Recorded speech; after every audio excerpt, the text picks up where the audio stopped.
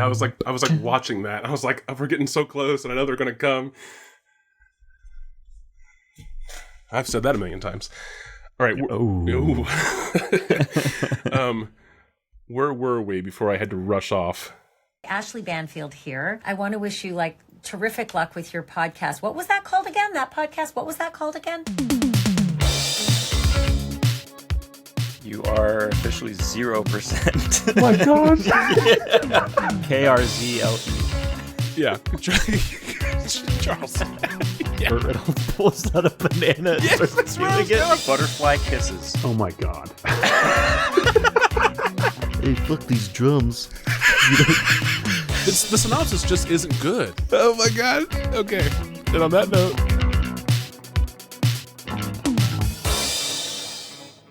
Welcome, one and all, to another episode of What Was That Called Again? My name is Thomas. Yeah, and I'm Will.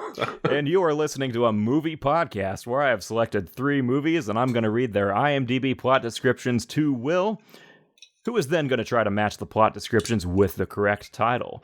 Welcome, everybody out there in podcast land. Oh my god, this voice. I'm not going to talk like that the whole time. Thank you. How's it going? It's going great. It's Friday. We're back at it. I've watched some movies. Yep. I've got drinks. I'm ready to go. Yeah, we had pizza chat. Yeah, we did. for a little while. You know what? Let's go ahead and sling right on into drink check.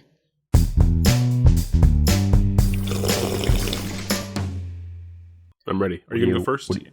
I can. Well, I finished my drink. Yours is fancier. But I think explaining your drink would explain why the intro to this episode was so crazy. Debatable. Okay.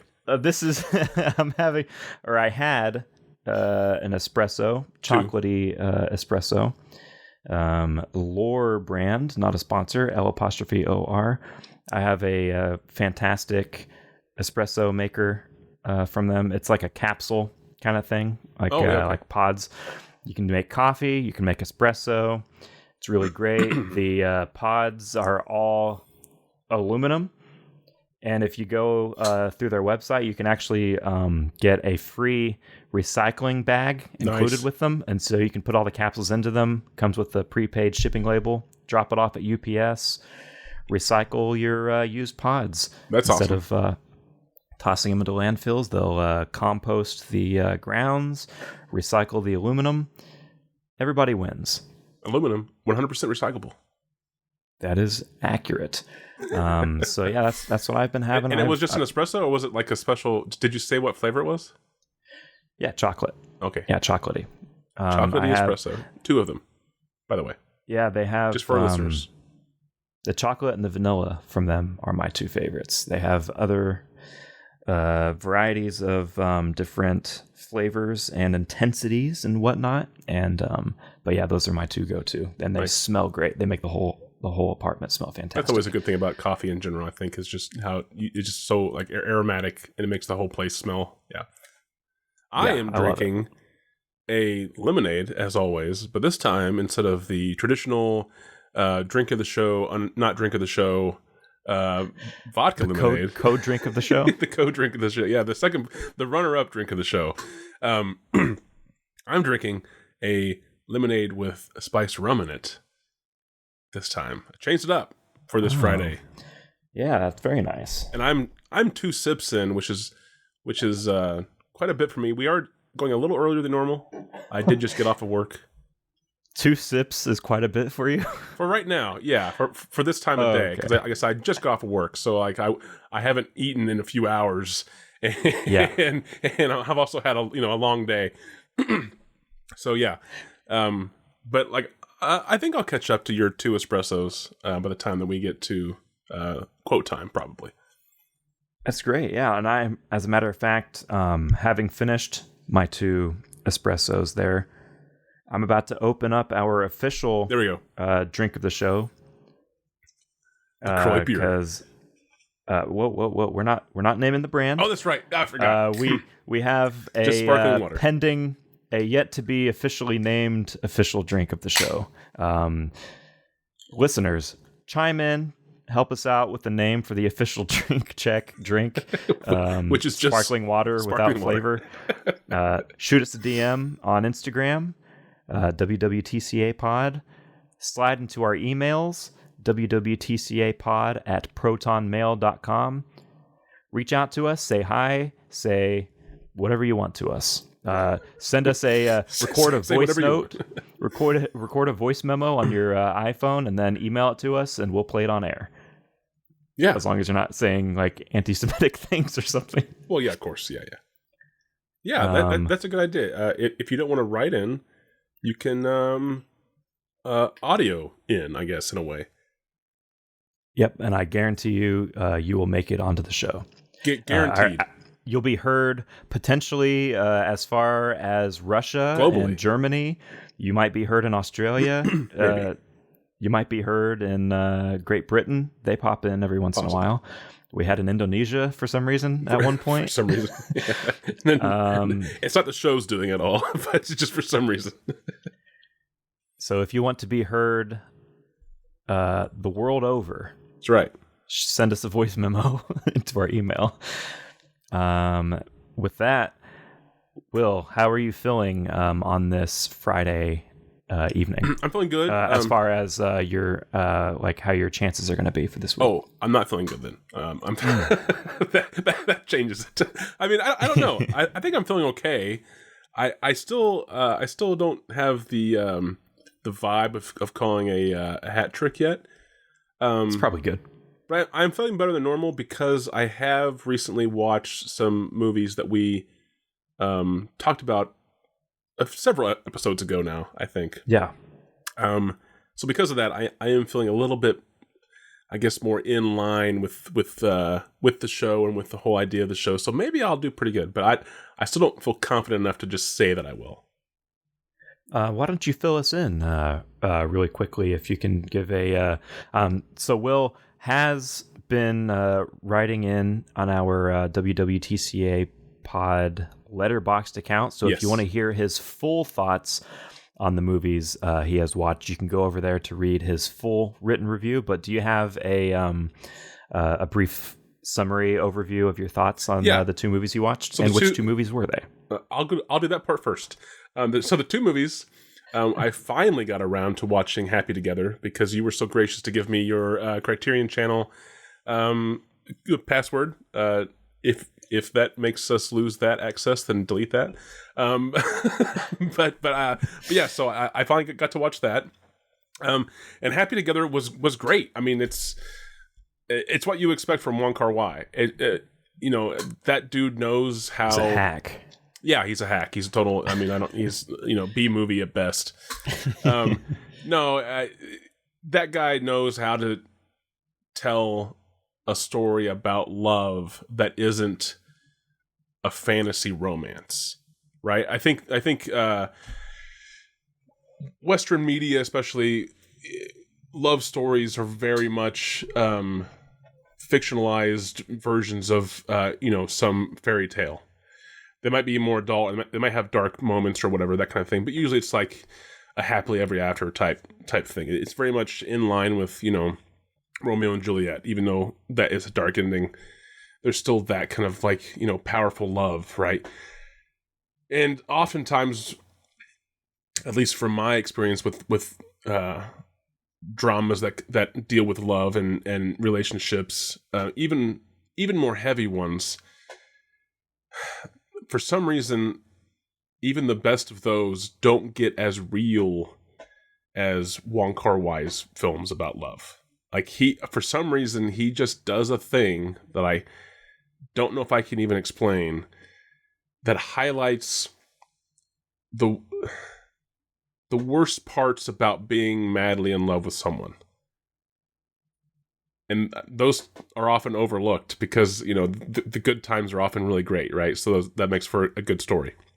So Happy Together, I will say that our creative endeavor on that was not very accurate. I will say, that there was a shot of the side table, like the bedside table. There was that. the line does happen, spoilers, the line does happen fairly early on in the movie, which I think I call that, or both of us called that possibly. So you do spend like 95% of the film dealing with the aftermath of that line, right? There was no key touching at the end, unfortunately. Weirdly enough, they spend more time in Argentina for a reason that I'll leave out for spoilers. They spend more time in Argentina than either of us had thought about. So by the time that we leave Argentina, we've gone completely through this journey of that first line that they, basically caused this huge rift, to coming out on the other side. And neither of us were accurate with how the ending is. And I don't think we ever could have been, because we're not Wong Kar-wai. There's just no way, right? But yeah, it's a great film. It's just it's so good. And the fact that, like, I think if I remember back to that episode, you said something about one of the actors didn't even know that they were playing this role until they got like the final version of the script. And even then the script changed multiple times before that moment. To know that like this actor maybe wasn't 100% on board with this role. The performances were fantastic. And like passionate and like deeply real. So the fact that, like I said, there was possibly an actor who was like, this isn't great and I didn't agree to this. And then they still gave that like end result is just wow, so good. So yeah, I definitely highly recommend Happy Together. I don't remember if the Criterion Channel is the only place you can watch it, or if that was just the there. I think it's available for rent. I think through Amazon and YouTube or something like that. I think so. Yeah, but I think it's worth the money. Is what I'm trying to say. So like if you don't want to subscribe to another subscription service, totally get that. I think the movie is just worth the money wherever you want to like see it, to rent for a night or whatever, because it is really good. But it's also like it's Wong Kar-wai, so like don't expect massive action sequences or whatever. Like it's real. It's a real look at two people who are deeply in love with each other, but also that deep love is what ultimately comes between them. So yeah, my second film that I watched recently, that we talked about in the past, and then we didn't get back to. I think a couple weeks ago at the time. I think so. Recording. Yeah. I mean, it's not so long ago, but definitely it wasn't like last week. Was Ball of Fire, the 1941 Howard Hawks directed, Billy Wilder written, starring Barbara Stanwyck, and who else was the male actor? I just watched this. I can't remember. Was it Cooper? Gary Cooper. I think so. Yeah. That sounds right. Okay. So I debated on whether or not I would talk about this movie, because I haven't actually written about it yet on our letterboxd. I will have by the time that this comes out, though. And also, I debated talking about this because I technically haven't finished the movie. I started it very late, and then I had to work the next day, and I decided to pause it, and I meant to get back to it, but I haven't had time since before this recording. But I don't want to drag it on another week, is why I decided to talk about it, because I still have maybe half the movie to go, so this isn't like a review by any means, but just so we can get it like scratched off of our list to have to talk about. You can hear more about this on the letterboxd review. But so far, our creative dive into this film from that episode, we've hit a lot of things right. And it's really kind of surprising. One of the throwaway jokes that I had in that episode, I remember saying that like these professors who are writing this encyclopedia are going to get distracted by this nightclub singer who is, kind of like a mouthy girl or whatever. They're going to get distracted by her vocabulary, and they're not going to know the words that she's talking about. And I kind of threw that out as like, that seems ridiculous, right? No, that is the massive part of this plot. That's a huge part of this plot, is just that they're like, oh, words, you're saying stuff that I don't understand. This has to go into the encyclopedia. Yeah. Write that one down, Charlie. Exactly. Yes, that. let's see. There were a couple of other things too. We do start with the professors doing something other than writing the encyclopedia. They're actually out doing a leisurely activity, which I think I sort of called that. They're not at the club, which is what I said, but they are out doing something else, and they basically have to force themselves to go back to writing. And then like as if writing a new encyclopedia isn't like super enthralling and engaging. Well, and that's the thing too, is that and exciting. There's a part about the whole writing thing that really, like, I was like, really, it's taking that long, which it's neither of us called. But one of the things that you called was that Stanwyck's character, who was the nightclub singer, would show up and know Gary Cooper's character, like almost like she was going there to be hidden on purpose. Because I had said that she was just like walking by this mansion and she saw the lights on and she decided to go in, like knock or whatever, right? And then she complained that it was raining and she was wet. I was right about the raining and wet part. That is a reason why she says that she wants to come in. But she goes to the mansion specifically because Cooper's character gave her the address earlier on at the nightclub, and she decided via her mob friends that would be a good place to hide. So again, I'm only halfway through. It's been a fun movie so far, I will say. For a 1941 film, pre-code, there is some comedy in it. It's a really weird plot as far as the whole, like, centering around this encyclopedia endeavor. It's like 8 professors, 7 of them are over the age of 60, and then you have Gary Cooper's character. And of course, he's the dashing, chap or whatever.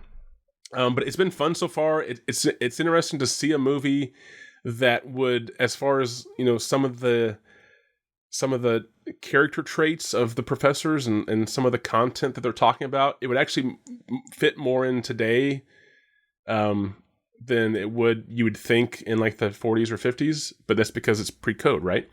So I'm looking forward to the end. But I will write about that fully in our letterboxd. So that's why I'm going to tease that here, and you can go there. But so far, our creative segment is actually pretty golden, which has been surprising. My one question about that movie is: does the movie have fast, witty dialogue, a la Howard Hawks's His Girl Friday? Yes. So they're very... That's awesome. So it's actually interesting because, like, the professors are they talk very slowly and very intellectually, and they're almost from another world, which plot-wise, again, like the whole, like, there's literally a whole thing about them learning slang, and that's how Gary Cooper's character finds Stanwyck's character at the club, is he's going out to find people who speak slang. Anyway... but it's really weird to be like, you really don't know some of these phrases, but then you realize that they have just been in this bubble of the, the higher education bubble, and especially this encyclopedia writing for years. They've been doing this for years now, writing this encyclopedia. So you can kind of understand how, like, they're not in touch with the real world, but then the people who are like everyday people or whatever very much talk, like you would think a 1940s film set in, like, the New York area, that they would talk. They, hey, you see that, that kind of fast, witty, and like I said, a big chunk of the first act is just like a bunch of slang being fired at you. And Gary Cooper being like, what does that mean? And it was like, what do you mean you don't know what that means? It's like, yeah. So it's back and forth. It's fun. It really is fun. I can't say if I recommend it yet, but you'll read about that in the in the letterbox write-up. But so far it's fun. And it is in black and white, which you did call, and I said it was in color.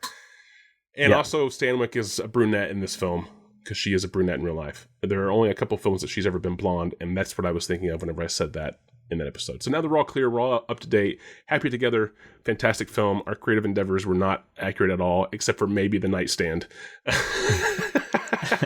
Yeah. And so far with a ball of fire, it's a fun movie, and we've been pretty accurate. So I guess if we were if we were assigned to spontaneously create a Billy Wilder, Howard Hawks film or a Wong Kar-wai film, we would be better off at one, not the other. That's all I'm going to say. I think we should combine the two. That'd be fantastic. And maybe we will on this episode whenever I get to that part of the show after these films. Segue. Yes. And let's see if any of these are just as fun. If you're ready, we will be starting in 1987. We're going to be going in chronological order of release this time. Your synopsis directly from IMDb for your first film reads as follows. A maniac is stalking and killing female students at a university. Oh, man. Okay, so 87, very descriptive. Yeah, and this is probably what they're all going to be. 87, a maniac is stalking and killing, you say students at a university? Female students. Female students at a university. So, I mean, late 80s, you say maniac and killer, that's like you've kind of like thrown a net across a big subgenre of films. So yeah. I think this is pretty narrowed down. So, well, maybe, but for me saying, No. What I'm saying is that like, I'm going to automatically have to say that this sounds familiar, right? Because like, that's such a broad stroke of, but I also don't know if it does sound familiar really, but it just kind of sounds, it doesn't, I don't know if it feels familiar, but it definitely sounds familiar just based off of maniac, sorority, or female college students and some kind of murder. So yeah, I have nothing to go off of that yet, other than me trying not to think about Maniac because you said Maniac. Yep. Next. Yeah, good luck. Your second film is going to come from 2017. Oh wow, that's a big jump. I wasn't expecting that at all. 20 years, right? That would be 30. 30. Oh my gosh, 30. You're right. 30 years. Wow. Your synopsis for this one, as written on IMDb, reads as follows. A grizzled thug and his gang head to an island retreat with a haul of 250 kilograms of gold bullion to lay low. However, a bohemian writer, his muse, and a pair of gendarmes, Gendormes. Sure. I don't know what that even is. Further complicate things as allegiances are put to the test. Okay, this is a lot of movie. Yep. So 2017. Let me read it again. Okay, because it is a lot, and I did pause at one point. A grizzled thug and his gang head to an island retreat with a haul of 250 kilograms of gold bullion to lay low. However, a bohemian writer, his muse, and a pair of gendarmes further complicate things as allegiances are put to the test. Okay, so to boil this down, a grizzled group of men who stole a bunch of gold go to an island retreat. I assume that they just go to an island that is used for retreating, that they don't actually just decide to go on vacation. But they arrive at this island, and there is another group of people, which consists of, you said a bohemian writer, his muse, and these... a pair of gendarmes? Gendarmes, sure. Who knows what they are. but because the group of grizzled men who stole the gold come into contact with these individuals, it sounds like there's some kind of wrench thrown in the plan. And then you said alliances are also tested? Allegiances are put to the test, yeah. Allegiances. And for the record, it is gendarme. And it is a police officer in any of several European countries. Okay, so that does matter a little bit. So or a soldier. So somebody with authority, basically. Gendarme. That's a pair of gendarmes. Okay, so we got for some reason we have a bohemian and his muse. I don't know if this almost sounds like a Gilligan's Island type thing, but they and then the two authoritative figures cause some kind of issue between the grizzled group of men who stole the gold. So this sounds possibly interesting. Like I said, it does like ring with like bells of Gilligan's Island for some reason. I'm curious with like the allegiance being tested. So, I mean, when you involve money and authority, that authority can sometimes be bought. Is that what they're saying? Or is it saying that like someone in the group of thugs, it can like sell out somebody else? Yeah, exactly. Because maybe the muse is very beautiful and he wants to be with. So I'm curious about this movie. It definitely does not sound or feel familiar, especially for 2017. I mean, unless this is just like a really weird way of describing like Pirates of the Caribbean. Just like a really bad synopsis for pirate thieves and some beautiful woman. And yeah. But other than that, I really don't know what this movie is at all. So I'm curious what the titles will offer me. But next movie, please. Yep, your final one is going to come from the year 2023. Dang. Okay, very recent. And your synopsis for it reads as follows. A bride-to-be is invited to her fiancé's bachelor party, but when uncomfortable details of their relationship are exposed, the night takes a feral turn. Okay, well, first issue would be, why would the bride be invited to her own, like to the bachelor party? That seems like a fiance's bachelor party. Huge issue right there. Like red flags right away. It's unconventional situation. Yeah, definitely. Yeah, very awkward from the get-go. Yeah. Okay, so say this one more time. 2023. Yeah. A bride-to-be is invited to her fiancé's bachelor party. Why would she be invited? Oh my god. But when uncomfortable details of their relationship are exposed, the night takes a feral turn. So this does ring a bell. And I don't know if it's just because it's 2023 and maybe like I saw something somewhere and it just sounded weird. But I feel like I watched a trailer for something in 2023 that had sort of a similar concept. And even then, I had the same feeling as I do now, which is why. Like, this plot seems like this seems so stupid. Why was she invited? Who invited her? Was it the groom who was like, yeah, honey, come along? It won't be awkward at all to try to live my last day as a single man in front of you, and not put some kind of filter on and also act like myself. And then have to deal with all my friends. Oh, just let loose. I don't care. Yeah, be yourself. I love you no matter what. That's why I want to marry you. Yeah, and then issues about the relationship and their past comes out. Is that what you said?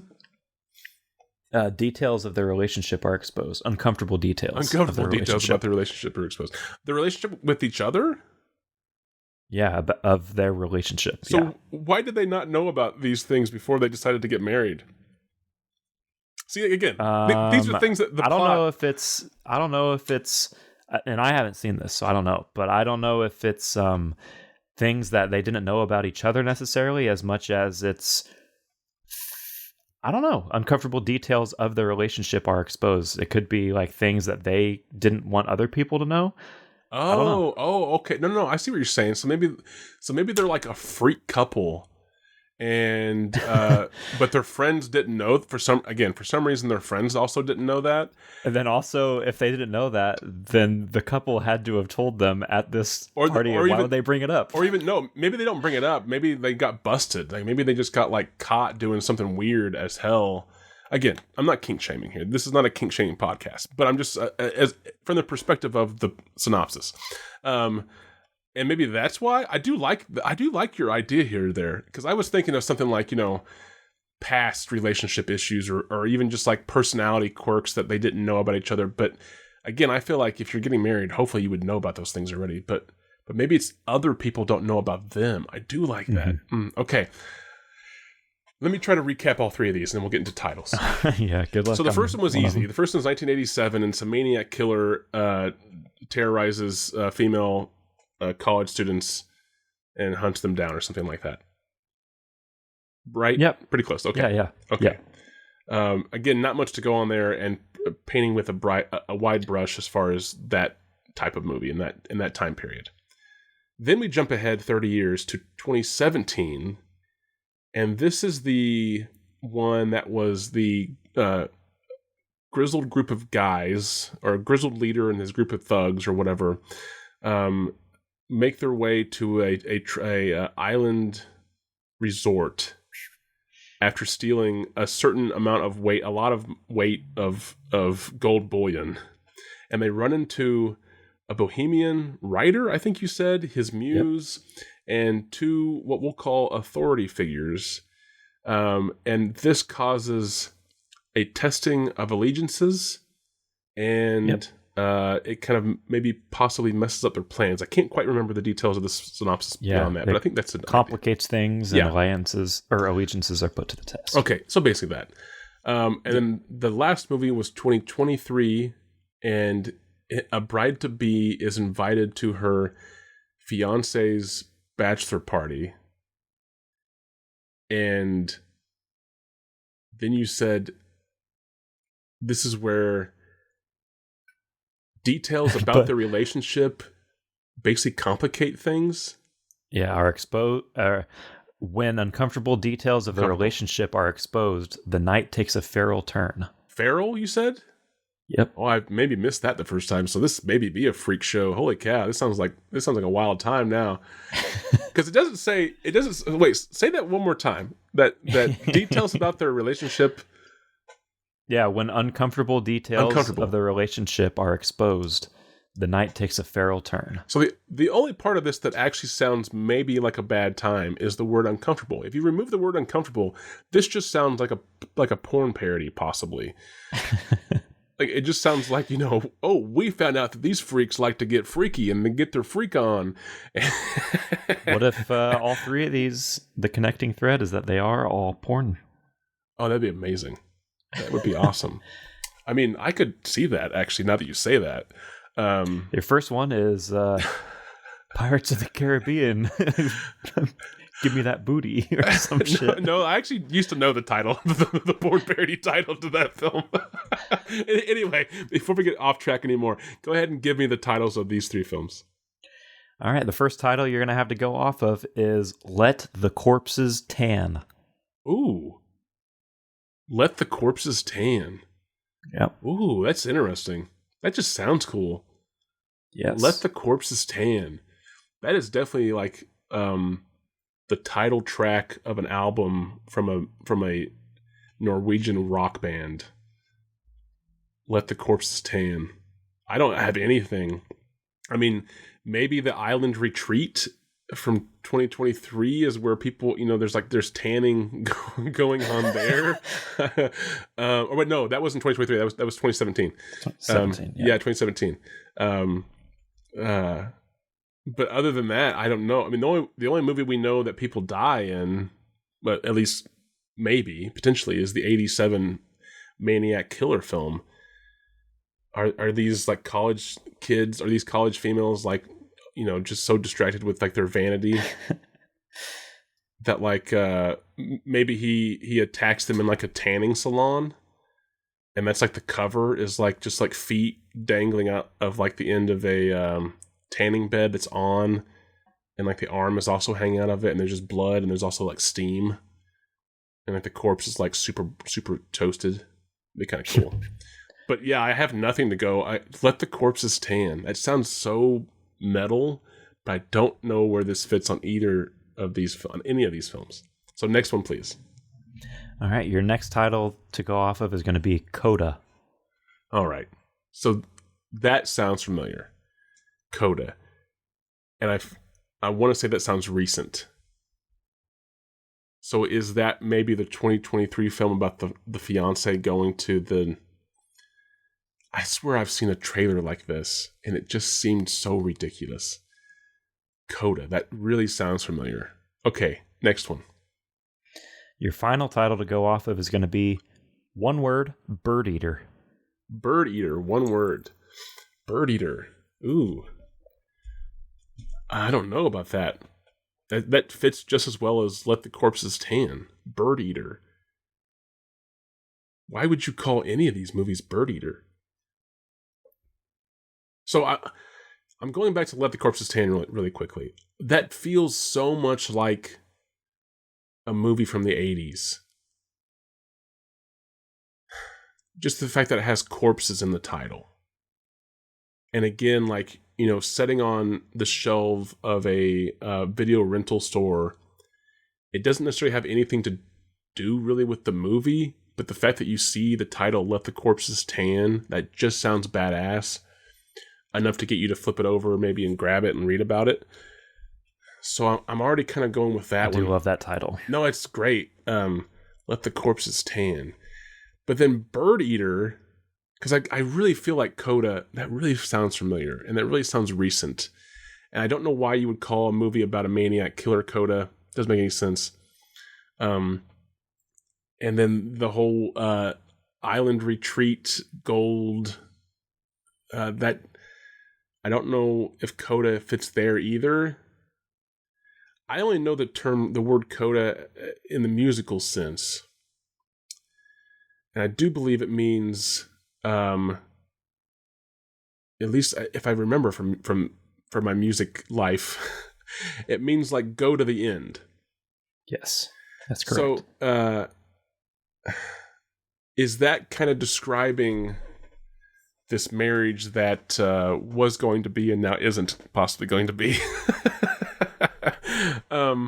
But then again, that leaves BIRDEATER for this retreat, but maybe BIRDEATER doesn't have anything to do with it either. But 2017, calling something BIRDEATER, why would you call something BIRDEATER in 2017? 2017, yeah. It doesn't make any sense. Why would you call something BIRDEATER in 2017? Yeah, 2016, I get it. Years, 2016 makes sense, but 2017, it's so against 2017. I just don't know what that movie is about or what it could be called. Like what? Sorry, not what it could be called. Clearly, it's called BIRDEATER, but like why? Like if something was called BIRDEATER, I don't get anything from that title that even comes close to one, any of these movies, but two, this one about what potentially that I'm going with, the one about the stealing of gold and a gang of grizzled thugs and an island retreat and a bohemian and his muse and just a bunch of stuff. BIRDEATER. Okay. But then again, like I don't want to just lock in CODA just because I think it sounds recent. But for some reason that is really ringing true with like I've recently seen while sitting in a theater a trailer that had a really questionable plot.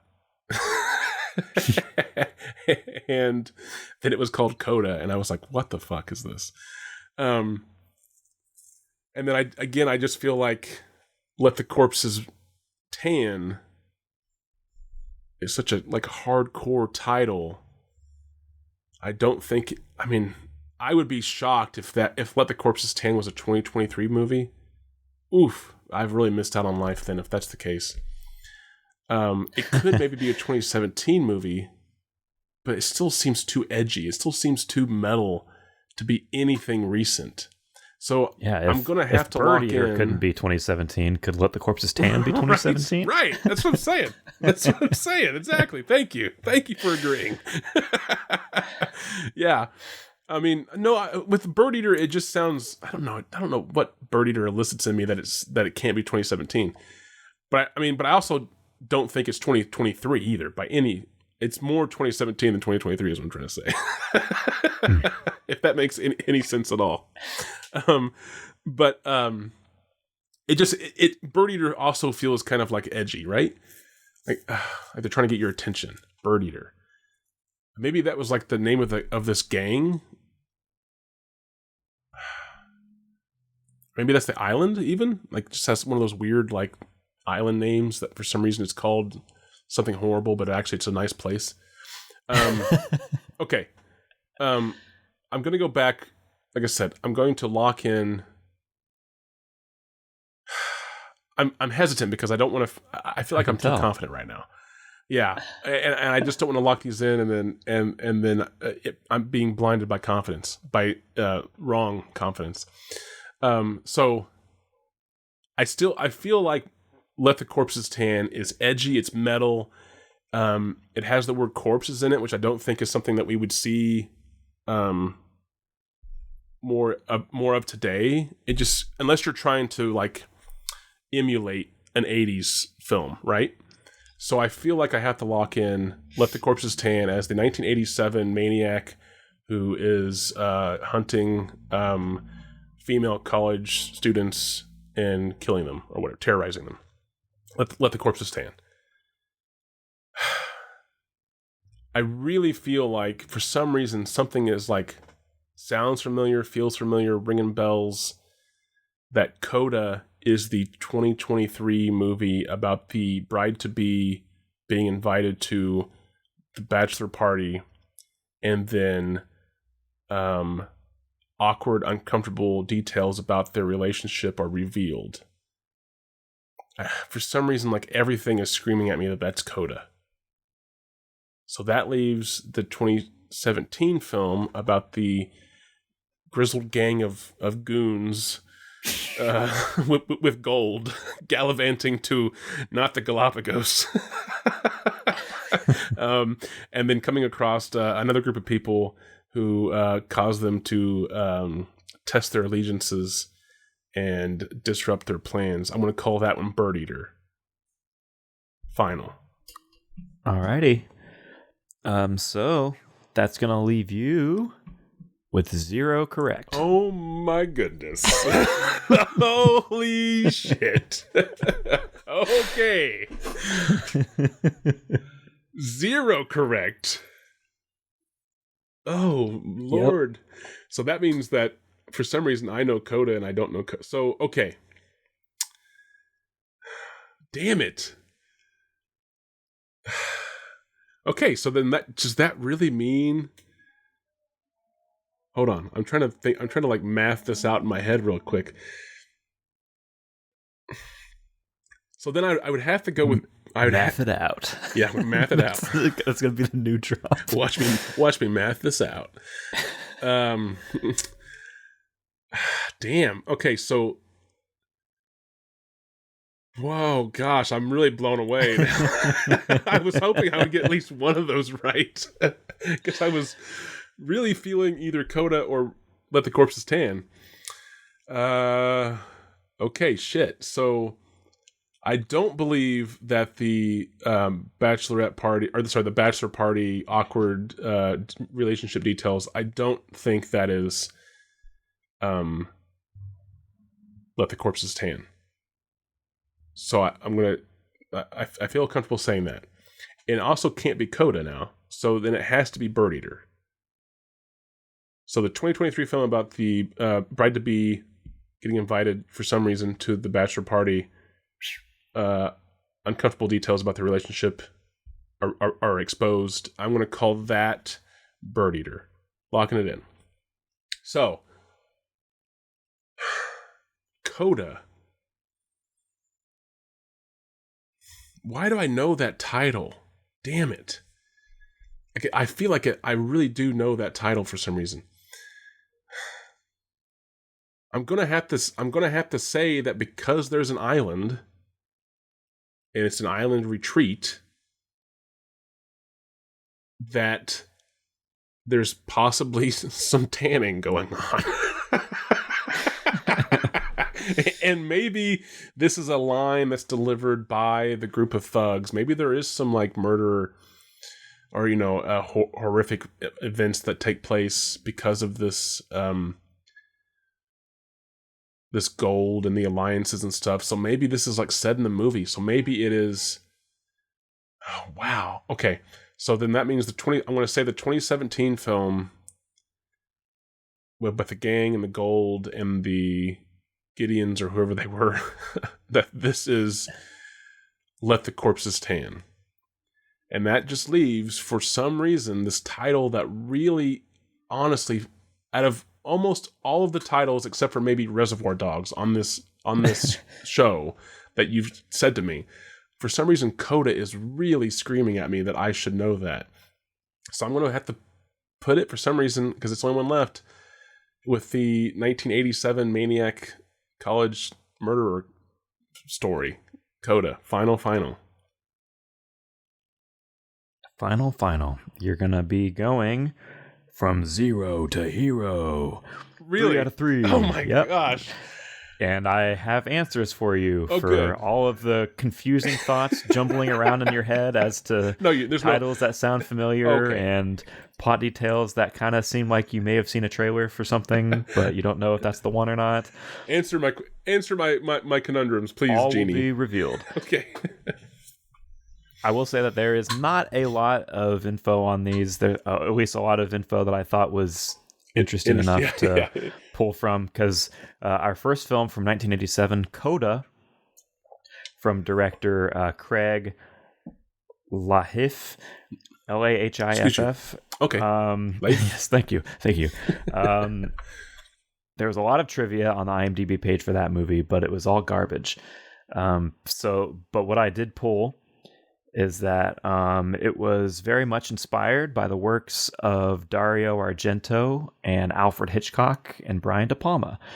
Oh, wow. And I thought that was kind of interesting to hear, and it kind of really made me want to see it. Yeah. It was, however, it was originally the idea was for it to be made for theatrical release, but it ended up getting put out straight to tape. It went straight to video and TV. It played on TV as well. Right. It is from Australia. It is an Ozploitation film. And it is currently not available to rent or anything like that. However, I did find it in full on YouTube. Always good. So it is available on there under circumstances that may or may not be legal. Oh, but, okay. No, I mean, true, yes. But... it works. It's on there as CODA ... a symphony of suspense. Ah, okay. There we go. Do you have a poster, by the way? I feel like I've seen this, or I should know this. I would be absolutely shocked if that was the case. What if this is my favorite film? I just forgot about the title. You like... Yeah, this is like that. There's this movie that I Italian love. Movie, I just don't know what it's called. That one that you could describe, and then we found we accidentally found it at that video store in Austin. Oh my gosh. Yeah, what was that called? Dang it. Oh, man. Sorry to bring it up. No, but you're right. So backstory time, while Thomas pulls up the poster to CODA, there was a movie that I watched in my horror history class in film school that was, it was decent. A lot of those movies that we watched in that class were not good because they were older horror films. They were like international horror films too. No offense to those movies, they're always great, but these specifically were not good on purpose because we had to discuss them. And one of them involved a scene that I'll never forget, and it was this this nun or this woman who was surrounded by nuns, and she was getting lowered into this bath of blood, and I think she was nude.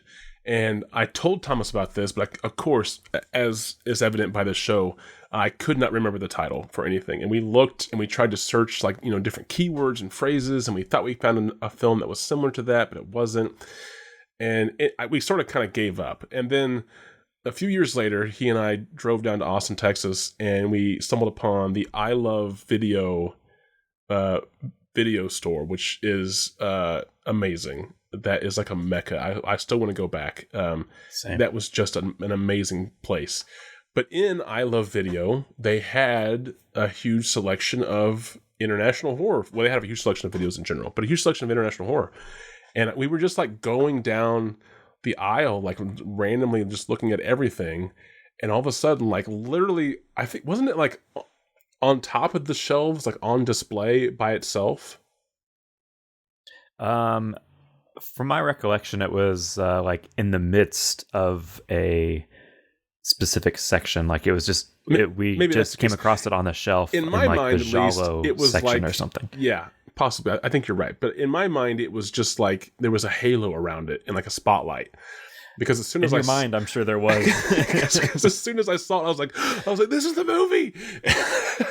And I can't. And I took a picture of it, which I still have. And I took a picture because I couldn't remember the title, and I still can't. But yeah, it was amazing. So sometimes you just randomly stumble upon movies that you do like, but don't know the title of. And I feel like maybe CODA is another one. So yeah, the reason that the title CODA sounds familiar to you is because there was a movie called CODA that came out a few years ago. I never saw it, but it was a Best Picture winner at the Academy Awards. Maybe that's why I know that name. I feel like you're correct. It's like one of those Best Picture winners. Was it a remake of Best this one? Picture? No, absolutely not. Oh, really? So you are correct that CODA has to do with music. At the end of a composition, the concluding section of a ballet is another example. However, CODA, in the term of the movie that won Best Picture, stands for Child of Deaf Adult. And so that's what the movie that won Best Picture was about. And it's one of those that I've never heard anybody ever talk about that movie. I'm sure it's good. Yeah. Maybe I'll eventually see it. I'm sure it'll be like a heart-wrenching drama. Sure. However, it is not a maniac stalking and killing female students. It would have been amazing if that was what it was and it won Best Picture. This is the poster artwork for this straight-to-video film. CODA, it is I actually like that poster. Yeah, it's a illustrated poster, and it is a black background with music paper in a pile with blood, and there's a white rose, single stem rose, and then there is a metronome. And above that is just the word CODA with a crosshair sort of like figure in the O. Interesting. Very Zodiac looking. Yes, it was. But yeah, I do want to see that one, and it is on YouTube, and perhaps I will check it out soon. Moving along to the second film from 2017, Let the Corpses Tan, from co-directors from co-directors Helene Catet and Bruno Forzani. Okay. It is currently, at the time of recording, streaming free with ads on Plex as well as Tubi. You can also rent it from Amazon for $4 measly. Not bad. Apparently, music from the Argento film Deep Red is used in the movie, which is amazing score from Goblin. If anyone out there is unfamiliar for some reason, just look up the theme song to Deep Red. Oh, it is so good. Right. The directors of this film are probably, I think, best known for another movie of theirs that I also haven't seen called The Strange Color of Your Body's Tears. I don't know if you've heard of that one or not. Again, great title. Wait. Yeah, what was it called again? The Strange Color of Your Body's Tears? The Strange Color of Your Body's Tears. Okay, wow. That one I remembered years ago. So I knew this movie whenever it came out. I was aware of its existence, and to this day, I still never have seen it. However, whenever I first got Shudder, I came across The Strange Color of Your Body's Tears, just scrolling through it, and I realized that this is from the same people as those. And you see the poster artwork for all of these people's movies. You talked about in our Bruceploitation episode, like, and a few other episodes, talking about like, man, I miss the days where poster artwork was really creative and just interesting. You need to look up the poster artwork for these people's movies. I'm actually sending you the poster for Let the Corpses Tan right now. It is one of my favorite poster artworks of all time. We're gonna have to start like a. Oh wow, this is amazing. Let the Corpses used to Tan. Be in 2017 when this movie came out. I seriously actually had the poster artwork for this movie as my phone background. So I mean, this looks very much. I mean, again, the title elicits like a more gritty, 80s, maybe late 70s even, but definitely 80s style in just the title. But the poster art also kind of gives you that feeling too. There is a leathery hand. It looks like they're underwater swimming maybe for some reason, but there's a bunch of crosses and like rips in the paper. It's a blue background, and there's a like radar scope. There's a lot going on, but there's a female with a gun whose asshole is like a shimmering star, and the leather hand is reaching towards that. So it's it's worth looking up, because what I just explained sounds insane, but is almost exactly what it is. It is an absolutely amazing. Yeah, it's great. Piece of artwork. I've never seen the movie. I might hate the movie, but I want that poster so badly. Start like framed. What was that called again? Like a poster collection or something like that. I know. This I would one love that. And Bruce Lee fights from the grave or whatever was. Yes, Bruce Lee fights back from the grave. Fights back, yeah. Great posters. All right. Any more information? The only other thing that I notated is that this is, in fact, a French film. So our final movie from 2023 is BIRDEATER from co-directors Jack Clark and Jim Weir. This is a debut film from them. I wanted to also say CODA from 87 was also the debut of Craig Laheef. Thank you. So this BIRDEATER, what I read, not a lot of info on this, but the first few months of post-production, the team did not have access to an editing suite. So the co-directors, both the two co-directors and the editor, Ben Anderson, each took a third of the movie to edit on their personal computers. Like each of them took a third of it and edited it personally, and then they put it together. Yeah. So have not seen this, so I cannot elaborate on any of the details I'm about to say, but apparently there is a pheromones effect in the movie, and the pheromones effect was done practically. A camping stove was held below the camera lens and slowly raised during the take, so I guess it gave it that like shimmering. I mean, that's interesting. The last one is the shot. There is a shot from inside of a beer bottle, evidently. Oh, wow. When Louis is spiked with ketamine. Oh, okay. So this does sound like a fun night. It says that this shot from inside the beer bottle was done practically. A beer bottle was cut in half and then placed above the lens. Beer bubbles were then filmed with a macro lens and overlaid on top of the footage. Right. I thought that was kind of interesting, and just like trying to picture so that. I'm guessing that we're looking, well, maybe not. I was assuming that we were looking like out through the neck of the bottle. That's actually what I had pictured as well at first. So maybe that's how it is.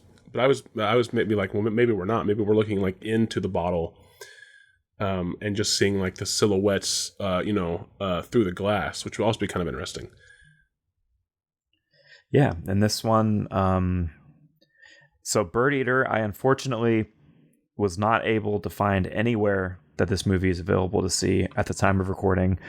I don't know if it has been picked up for distribution or not. It had played at festivals, and it is an Australian film, and it did actually win the audience award at the Sydney Film Festival in 2023. Isn't there an Australian spider called the BIRDEATER? I believe so. Maybe yes. That makes more sense now. Like this whole time I've been trying to figure out why is it called.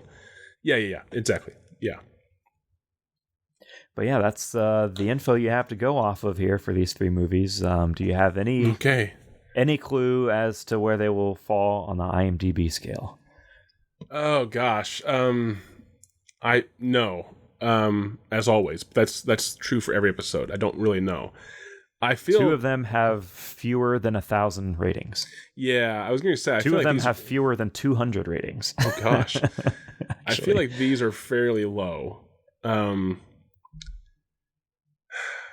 kind of want to be a little bit mean too, for me. But I feel like maybe this is like mid 4s to low 5s. I think we're dealing with some pretty low ranking films here. But which one? I think CODA appeals to more people as far as it just being like genre horror, like a type of horror film that a lot of people will just like, even if it's not great. Yeah. Let the Corpses Tan sounds awesome, and it has an awesome poster, but as we found out with Bruce Lee Fights Back from the Grave, sometimes that can set the bar too high, and then the movie isn't great. But you have heard of them, but it also is their debut film. And the only one of these that I had heard of before looking up movies for this show was Let the Corpses Tan. I did not know about CODA or BIRDEATER. Yeah. Right, exactly, yeah. And then Bird Eater, just it's not great title, and I think it's for what it's trying to do. I think it's a modern film that just doesn't maybe do it well, and they're maybe making up for it with some like interesting shots. Plus, you said that the movie was like edited in thirds by 3 different people, possibly. So that I can't imagine that results in an amazing work of art. And again, like the plot itself, I mean, regardless of all that, regardless of title and the whole editing issues or whatever, the plot just sounds so weirdly forced. The fact that a bride would be invited to the bachelor party, I just think that audiences aren't going to like that. I don't think, no matter what happens after the fact, it's all going to be on the crutch of no matter how awesome the ketamine doping scene is, it's still, well, this wouldn't have happened if she was never invited to the party. That's why this whole movie exists. I was curious if you were confusing this movie with Ready or Not. You associated the recent title CODA with Ready or Not, where it has Samara Weaving as a bride. Nope. Like in a bride dress, and nope. Shenanigans happen. I'll tell you off air what movie I was thinking of. Okay. Sorry, listeners. But anyway, so I'm going to say that Bird Eater is the lowest. And then I'm going to say CODA is second. And because that awesome title and because you have heard of these filmmakers before, possibly, that maybe Let the Corpses Tan has a little bit more something behind it. So number one, and again, I'm saying like 5 to high 4 range. So I don't know how bad or good these films are really, and maybe Let the Corpses Tan is actually a 6. But I'll say Let the Corpses Tan is the highest, CODA is middle, and then Bird Eater is the third. Alrighty, so the way that these actually lay out is the lowest, based on 132 ratings with a 4.9, is CODA. Oh wow! The second place with a what again? Sorry, 4.9. 4.9. Okay, so I got that part close at least. Second, with a little over 3,000 ratings and a 6.2 out of 10, is Let the Corpses Tan. Holy shit! Really, Bird Eater's going to come out on top? Oh my gosh! And based only on 145 ratings. Cast and crew. And plus the couple, and plus a few people that saw it at the film festival, I assume. Yeah, they were paid. With a 7.1 out of 10 is Bird Eater. 7.1 based on a movie about a bride being invited to the bachelor party. Maybe that's how they do it in Australia. Maybe that is how they do it in Australia. If you're in Australia, let us know. Let if us that's know custom. Why you would invite your wife to your bachelor party? Yeah, or your future wife.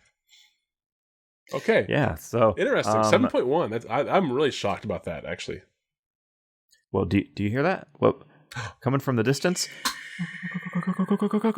Quote. I do have a quote pulled for you from one of these movies. Okay, shoot. So if this is your first time listening, for whatever reason, you landed on episode Welcome. 39 or whatever. This is a segment where I have gone to the quote section on IMDb for these 3 films, and I pulled a quote that's listed for one of these movies, and I'm going to read it to Will, and he's going to try to figure out which movie the quote came from. And not only are you going to read it, but you're going to read it in a character of your choosing, and you've not seen either 3 of these films. That is accurate. So it'll be a character that may or may not exist. Yeah. And so, without further ado, your quote reads, as written, and I quote, "Don't you like gunshots before breakfast?" Don't you like gunshots before breakfast? I like that. Yep. Good delivery, too. Thank I feel you. like that was accurate. I feel like that was from the movie. Could have been. I feel like this is the grizzled guy of this gang of thugs. Could be. I mean, don't you like... Say it again. Don't you like gunshots before breakfast? Yes, that's correct. In a question. Don't you like gunshots before breakfast? or maybe it's someone being like, they're actually saying, I thought you liked gunshots before breakfast. So they're like asking for confirmation. And maybe that's like the awkward part of the relationship that comes out is like this couple just loves firearms early in the morning.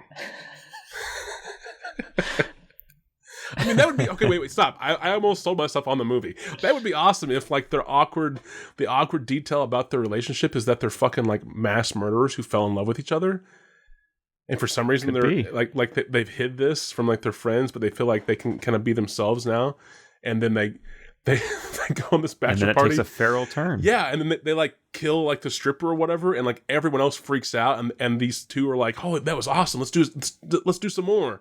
And their friends are like, "What the fuck's going on?" Yeah, I'm back in if that's the movie. Okay, but I feel like this line, "Don't you like bullets before breakfast," is from "Let the Corpses Tan." You would be correct. Nice. However, I don't think it is from a grizzled thug unless, or at least as you're thinking anyway. Obviously, I haven't seen this movie, so I don't know. From the Muse? Is that who it's from? I don't know. The character who delivers this line, as notated on the IMDb page, is played by actress Elena Lauenson, who is a Romanian-American actress. It's definitely the Muse. And I actually, seeing her photo, I recognize her from an episode of Seinfeld. Oh, nice. And she is also in Schindler's List. Oh, okay. Evidently. Is she Schindler or The List? She is the fourth name on the list. Okay. That's her credit. Really?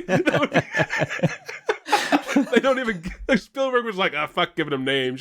Just number them. Yes. That would be great. I was in Schindler's List. Oh, who were you? I was fourth on the list. Number 4. Yeah, but what was your character's name? Oh, no, yeah, there wasn't a name. I was just fourth on the list.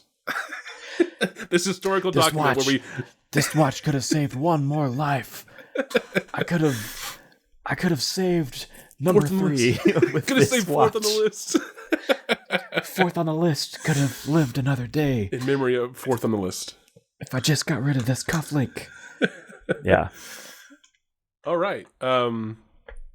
This has been fun. I look forward to seeing Let the Corpses Tan. It sounds awesome. The poster looks awesome. I'm still not sold on BIRDEATER, but I mean they got pretty decent reviews from those 100 people. So maybe there is something there. Yeah. So BIRDEATER, I agree. It does sound interesting. I just wish it was more readily accessible. I looked and I could not find anything. There's a trailer for it on YouTube that you can find and watch, but I assume that the movie never got picked up for distribution, or if it did, not in the US at least. Right. Let me be clear though. BIRDEATER, to me at least, does not sound interesting. I'm interested in how it got such a high rating for how horrible the plot or the synopsis makes it seem. That's where my curiosity is. Because really, the plot to me does not sound interesting. It sounds forced. It sounds, it sounds like a modern day like drama, and it's going to be bullshitty stuff. As far as like, oh, they had a threesome and they weren't married. I feel like that's what it's going to be, and I hope I'm really wrong. I hope that it is like this whole like murder couple thing that we came up with. That would be cool. But yeah, so. There's a tagline on the IMDb page for it that says, give me this. Just a quiet one. Oh, God. Okay, I was excited and now I'm not. And under the keywords and the plot details, like we did last week with our movies, the plot details, the only one that's listed for BIRDEATER is night. Oh, my gosh. So, yeah. So, again, I am not interested in the movie. I'm interested... Sorry, based off of the synopsis. I'm interested in how it has such a high rating. Oh, the poster is a man and a woman. The guy is in like a black leather armless top, and the woman is in a white shoulder strap dress type thing, and her face is hidden by a bush for some reason. And it's just those two in the woods. That's all it is. I have no idea what that's about. So like I said, maybe I mean, clearly there has to be more to it than what the synopsis is. But that's the beauty of this show is not just me being an idiot, which you would think it is. But the beauty of the show is that we find movies that are better than what someone has boiled down their content into on IMDb. Yeah. Which I'm not trying to say that that's what's happening here with BIRDEATER. I'm just curious if that is what's happening. Maybe it is. Maybe it's going to be great. Who knows? Paint Your Wagon was awesome. I still love Paint Your Wagon. Yeah, and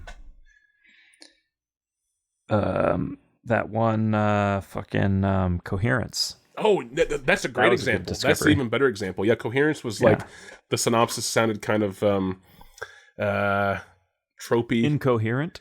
Well, not really incoherent. It just sounded like it was going to be kind of like your run-of-the-mill sci-fi multiple dimension type, whatever, like a Black Mirror episode sort of thing. And it ended up being a Black Mirror episode, but also really good. Like a really good one. Yeah. Yeah. So that's what's great about the show is we find this stuff out.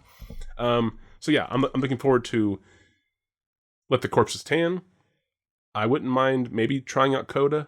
And then I'm just like curious about, a morbid curiosity about BIRDEATER. That's all I have.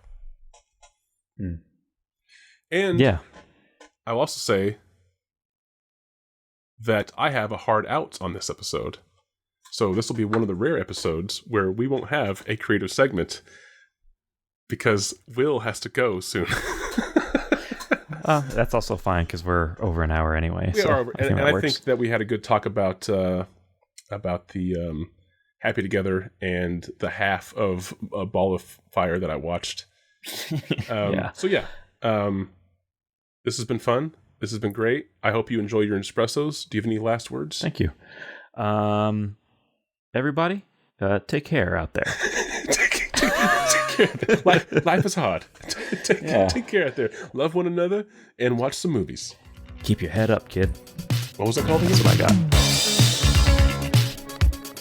There you go.